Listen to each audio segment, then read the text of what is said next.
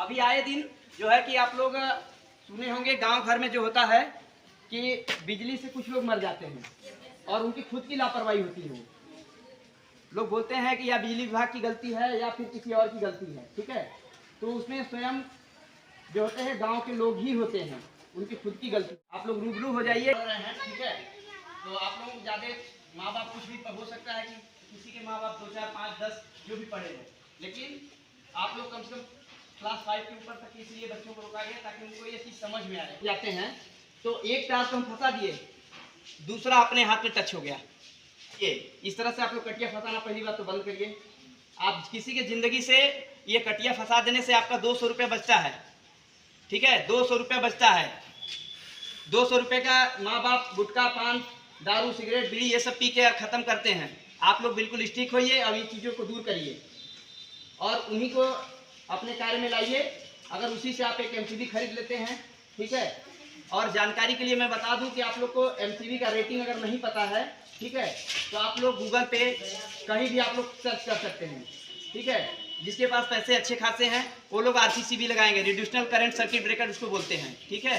और ऐसे आप लोग एमसीबी लगा सकते हैं, बहुत महंगा नहीं आता है। स्टार्टिंग जो है कि 100 रुपये के आसपास आएगा। घर में जो भी हम समरसीबल चलाते हैं 16 एम्पियर का आप लोग एमसीबी लगवा देंगे। आराम से आप और ऑन करिए। फिर भी उसको भी ऑन आप करते समय कोशिश ये करिए कि घर में जो भी कर रहा है वो कम से कम अपने पैरों में चप्पल जरूर पहने, ठीक है, और वो भीगा नहीं होना चाहिए। अगर आपको लगता है कि हम भीगे हुए हैं तो घर में जो रखा हुआ जूता या चप्पल रखा हुआ उसको आप निकालिए सूखा और उसके बाद आप ऑन करिए। घर लगते हैं उस समय आदमी भीगा होता है, नहाने गया है या फिर कुछ काम कर रहा है, ठीक है। खास करके इसमें औरतें लड़कियां सबसे ज़्यादा इसका शिकार हो रही हैं। वो हमेशा गई बर्तन धुल रही हैं और स्विच ऑन कर दी, हाथ में भीगा रहता है, उसके कारण क्या होगा, लीकेज करंट होगा, उनको झटका लगेगा। उस समय क्या होता है कि वो जब बाथरूम हो या फिर अगर आपका फील्ड एरिया है उस कंडीशन में न चप्पल होता है न जूता होता है, अगर है भी तो वो पूरा भीगा हुआ है।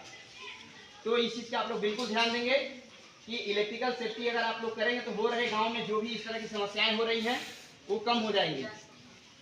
तो उसमें से मैक्सिमम हम देखते हैं कि अगर आप एक गांव में एक सीजन में कम से कम 5 से 6 मौत ऐसे होती है, उसको रोका जा सकता है, बहुत बड़ी चीज़ नहीं है। गांव में अल्टरनेटिव करंट आपका एसी वोल्टेज जिसको हम बोलते हैं, ठीक है, बिजली का जो नॉर्मल आपको घर में है 220 वोल्टेज होता है या फिर कहीं कहीं 110 होता है, ठीक है।